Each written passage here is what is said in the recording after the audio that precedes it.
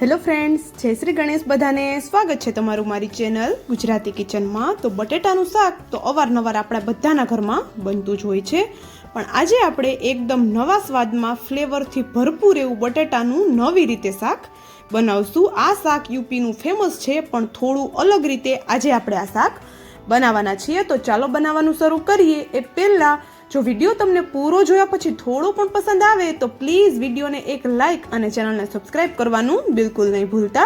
તો ચાલો બનાવીએ. તો અહીંયા આ બટેટાનું શાક બનાવવા માટે મેં અહીંયા 4 મીડિયમ સાઇઝના બટેટા લીધા છે. બટેટાને આપણે સૌપ્રથમ તો સરસ એવા વોશ કરી અને ઉપરની એની છાલ આપણે હટાવી દેવાની છે. તો હવે આપણે એને જે આપણે ફિંગર ચિપ્સ હોય છે એ રીતના અત્યારે આપણે એને કટ કરીએ છીએ. તો જો ક્યુબ્સમાં કટ કરીને તો આપણે રોજ એનું શાક બનાવતા જ હોઈએ છીએ, એટલે કે રનિંગમાં આપણે એનું શાક બનાવતા જ હોઈએ છીએ. તો થોડું અલગ રીતે જો કટ કરીને બનાવશું તો ખાવાની પણ મજા આવશે અને સાથે જોવાની પણ મજા આવશે. તો આ રીતે આપણે એને જે ફિંગર ચિપ્સ હોય છે એ રીતના આપણે એને કટ કરી લેવાના છે. તો જો તમારે ક્યુબ્સમાં કટ કરવું હોય તો એ રીતે કટ કરીને પણ તમે આને બનાવી શકો છો, પણ આ રીતે બનાવશું તો જલ્દીથી પણ બની જશે અને સાથે ખાવાની પણ મજા આવશે. તો જો અહીંયા બધા બટેટાને આપણે એ જ રીતે કટ કરી લેવાના છે. તો તમે જોઈ શકો છો એકદમ મીડિયમ સાઇઝની, વધારે પાતળી પણ નથી અને એકદમ જાડી પણ નથી, એ રીતની આપણે અહીંયા ચિપ્સ બનાવીને રેડી કરી લીધી છે. તો હવે આ ચિપ્સને આપણે સરસ એવી 2 થી 3 પાણીથી વોશ કરી લેવાની છે.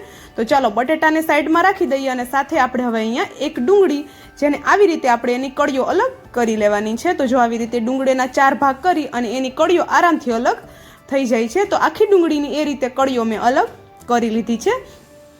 તો હવે ડુંગળીને પણ સાઈડમાં રાખી દઈએ આપણે અને સાથે જોઈ લઈએ કે આપણે અહીંયા શું બીજી વસ્તુની જરૂર પડવાની છે. તો અહીંયા બટેટા અને ડુંગળી બંને આપણા રેડી થઈ ગયા છે. તો અહીંયા એક મીડિયમ સાઇઝનું ટમેટું, જેને મેં ક્યુબ્સમાં કટ કરી લીધું છે, એટલે કે ઝીણું ઝીણું કટ કરી લીધું છે. તો ચાલો એ બધી વસ્તુ સાઈડમાં રાખી દીધી અને હવે આપણે એક અહીંયા મિક્સરનું જાર લઈ લીધું છે.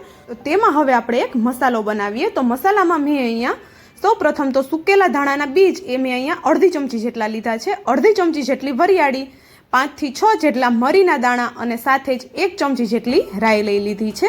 અને હવે આપણે એની સાથે થોડી હળદર એડ કરવાની છે, જેથી કરીને મસાલાનો કલર એકદમ સરસ આવી જાય.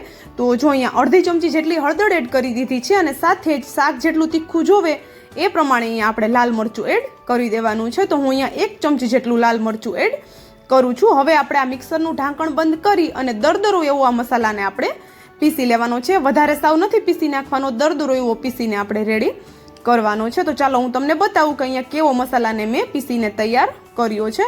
તો જો તમે જોઈ શકો છો બધી વસ્તુના નાના નાના દાણા દેખાય છે એ રીતે આપણે મસાલાને પીસી લીધો છે. જો વધારે સાવ મોટા પણ નથી અને સાવ એકદમ સ્મૂધ આપણે એને એક પાવડર પણ નથી બનાવી લીધો, એ રીતનો મસાલો બનાવીને રેડી કરવાનો છે. જો આવો મસાલો રાખશું તો ખાવામાં આવશે ત્યારે એનો ટેસ્ટ ખૂબ જ સરસ આવશે. તો ચાલો હવે શાક વઘારવાની તૈયારી કરીએ. તો એના માટે એક વાસણમાં મેં અહીંયા 1 થી 1.5 ચમચા જેટલું તેલ લીધું છે. નાનો ચમચો છે, નાના ચમચા 1.5 ચમચા જેટલું તેલ લઈ લીધું છે.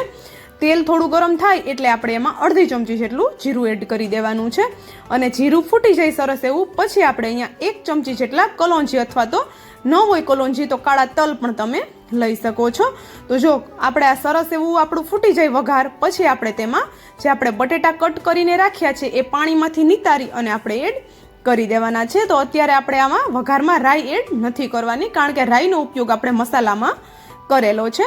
તો આ રીતે જો તમને લીમડાના પાનની ફ્લેવર પસંદ હોય તો તમે અહીંયા થોડા ઝીણા કટ કરીને લીમડાના પાન પણ લઈ શકો છો. અને વઘારમાં આપણે હિંગ પણ એડ નથી કરવાની, હિંગ પણ આપણે પાછળથી એડ કરશું, જેથી કરીને એની ફ્લેવર એકદમ જોરદાર આવે અને ખાવામાં ખૂબ ટેસ્ટી એવું આપણું શાક બને.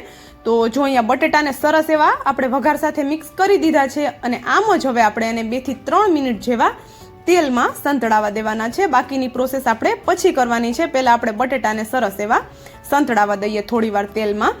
તો જો થોડી વાર થઈ એટલે બટેટા ઉપર હલકી હલકી એવી ક્રિસ્પી લેયર આવવા લાગી છે. બટેટા સરસ એવા તેલમાં સંતળાઈ ગયા છે.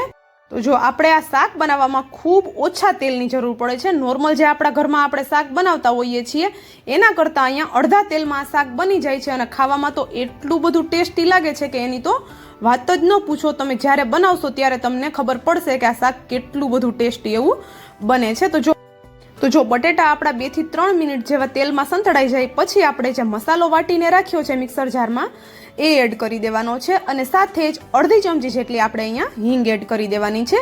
આ શાકમાં હિંગનો ટેસ્ટ ખૂબ જ સરસ આવે છે એટલે આપણે ચોક્કસથી એડ કરવાની છે. અને સાથે જ અહીંયા હું અડધી ચમચીથી ઓછી એટલે કે 2 ચપટી જેટલી ખાંડ એડ કરું છું. જો આટલી ખાંડ એડ કરવાથી શાકમાં ગળ્યો ટેસ્ટ નહીં આવે, પણ આપણે આગળ લીંબુના રસનો ઉપયોગ કરવાનો છે એટલે આખા શાકનો ટેસ્ટ બેલેન્સ થઈ જાય એટલા માટે આપણે અહીંયા 2 ચપટી જેટલી ખાંડ એડ કરેલી છે. જો તમને ન પસંદ હોય તો તમે આરામથી સ્કીપ કરી શકો છો. તો આ બધો મસાલો આપણે બટેટા સાથે મિક્સ કરી દઈએ અને તમે જોઈ શકો છો આપણા બટેટા એકદમ મસાલાથી લથપથ એવા થઈ ગયા છે. તો તમને અત્યારથી જ લાગે છે ને આ શાક એકદમ ટેસ્ટી એવું, અને ટેસ્ટ તો આનો આપણે જે નોર્મલ બટેટાનું શાક બનાવતા હોઈએ છીએ એના કરતાં એકદમ અલગ એવો જ આવવાનો છે. તો ચોક્કસથી આ રેસીપી ટ્રાય કરજો, કારણ કે ખૂબ જ ટેસ્ટી એવી બને છે અને સાથે બનાવવી એકદમ ઇઝી છે, એકદમ જલ્દીથી બની પણ જાય છે.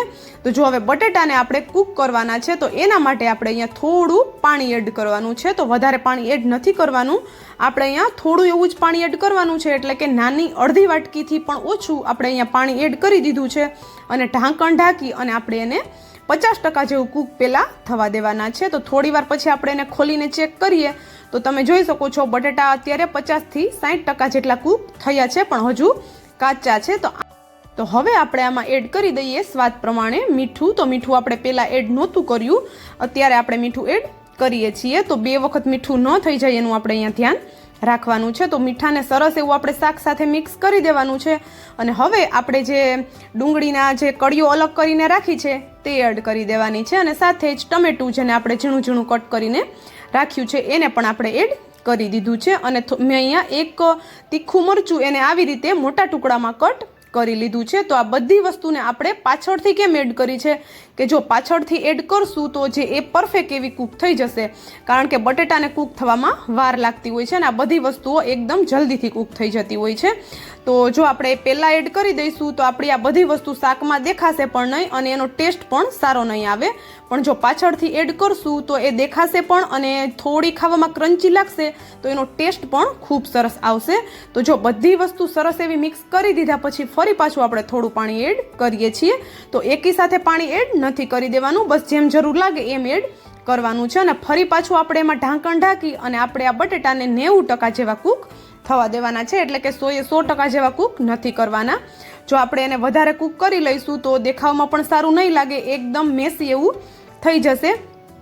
પણ જો થોડું કાચું રાખશું તો ખાવામાં કાચો ટેસ્ટ બિલકુલ નથી આવવાનો, પણ ખૂબ સરસ એવું આપણું શાક દેખાશે. અને હવે આપણે આમાં એડ કરવાનો છે આપણા ઘરમાં જે અથાણું હોય છે ને એ અથાણાનો મેં અહીંયા મસાલો 1 ચમચી જેટલો લઈ લીધો છે, એ મેં એડ કરી દીધો છે. અથાણાનો મસાલો એડ કરવાથી આ શાકનો ટેસ્ટ ખૂબ જ સરસ આવે છે. જો અવેલેબલ હોય તો એડ કરવાનો છે, બાકી તમે સ્કીપ કરી શકો છો, પણ જો હોય તો ચોક્કસથી એડ કરજો. અને મસાલો આપણે મિક્સ કરી દીધા પછી ગેસની ફ્લેમ આપણે બંધ કરી દીધી અને હવે આપણે અડધા લીંબુનો રસ એડ કરી દેવાનો છે. જો લીંબુનો રસ એડ ન કરવો હોય તો તમે અડધી ચમચી જેટલો આમચૂર પાવડર પણ એડ કરી શકો છો. તો જો હવે આપણે લીંબુના રસને પણ સરસ એવું મિક્સ કરી દીધો શાક સાથે અને હવે આપણે ઉપરથી થોડા લીલા ધાણા એડ કરી દઈએ. અને જો હવે આપણે શાકને ચેક પણ કરી લઈએ સાથે. તો મેં પહેલાં કરી લીધું હતું પણ અત્યારે હું તમને બતાવી દઉં કે જો એકદમ આરામથી કટ થઈ જાય છે, એટલે કે પ્રોપર એવું શાક આપણું પાકી ગયું છે. બસ આપણે એને વધારે કૂક નથી કરી લેવાનું. તો ચાલો આપણું અહીંયા હવે એકદમ ટેસ્ટી વાળું એકદમ ફ્લેવરફુલ એવું અહીંયા યુપીનું ફેમસ એવું આપણું અહીંયા આચારી આલુ બનીને રેડી થઈ ગયું છે. તો એકદમ ટેસ્ટી આપણા થોડા ગુજરાતી ટચમાં આપણે આને બનાવ્યું છે, તો ખાવામાં ખૂબ ટેસ્ટી એવું લાગે છે. તો તમે આને રોટલા, રોટલી, ભાખરી, પરાઠા, પૂરી ગમે તેની સાથે ખાશો, ખાવામાં ખૂબ ટેસ્ટી એવું લાગે છે.